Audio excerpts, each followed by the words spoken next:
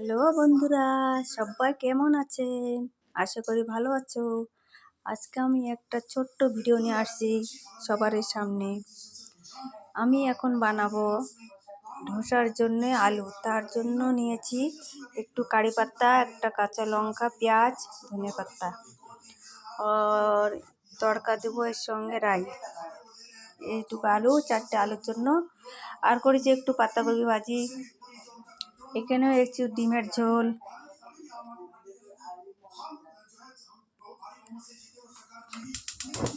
জানি না কাকে কেমন লাগবে।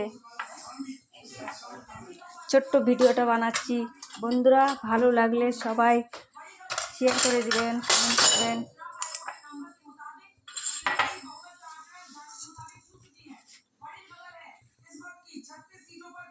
এরকম ধোসার আলু বানালে খুব ভালো লাগে। আমাকে একদিন আন্টি বলেছে, খাতিজা এই যে ধোসার আলুটা কেমন করে বানাও? তা আমি বলছি, আন্টি আমি তো সিম্পল বানাই। আন্টি বলছে আমাকেও শিখে দেবে একটু।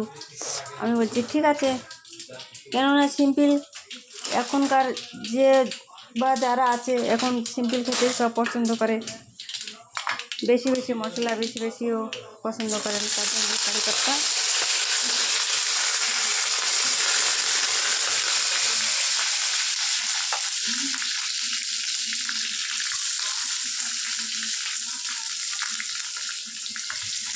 বন্ধুরা আমাকে তো খুব ভালো লাগে রান্না করতে। তোমাদেরকে কেমন লাগে একটু কমেন্ট করে জানাবেন।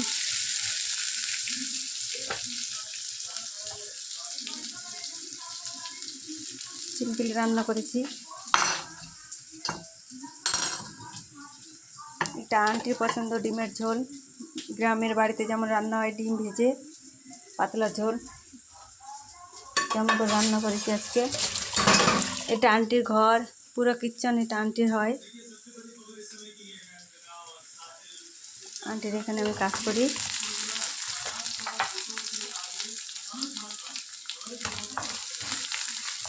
ধোসার ব্যাটার বাড়িতে ভালো বানালে সব থেকে বেটার হয়, কেননা বাইরে ধোসার ব্যাটার অনেক কিছু দেওয়া থাকে, কেউ পছন্দ করে না।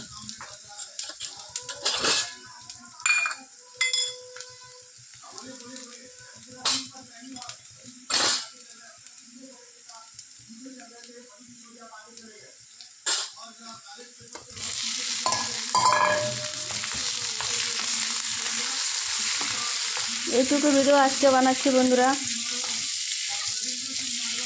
একটু একটু করে বাড়ানোর চেষ্টা করব। রোজ রোজ একটা করে ভিডিও নিয়ে আসবো তোমাদের সঙ্গে। রোজ রোজ একটা একটা আলাদা আলাদা ভিডিও নিয়ে আসবো। আশা করি সবাইকে ভালো লাগবেন।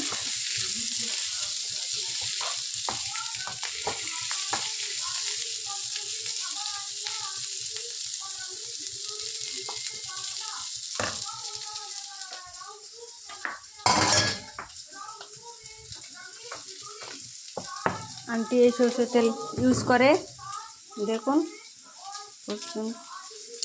সব থেকে বেটার এটা।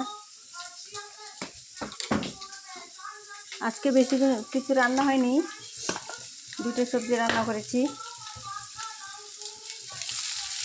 সব থেকে আঙ্কেল আর আন্টির এটা পছন্দ, জিরা আলু।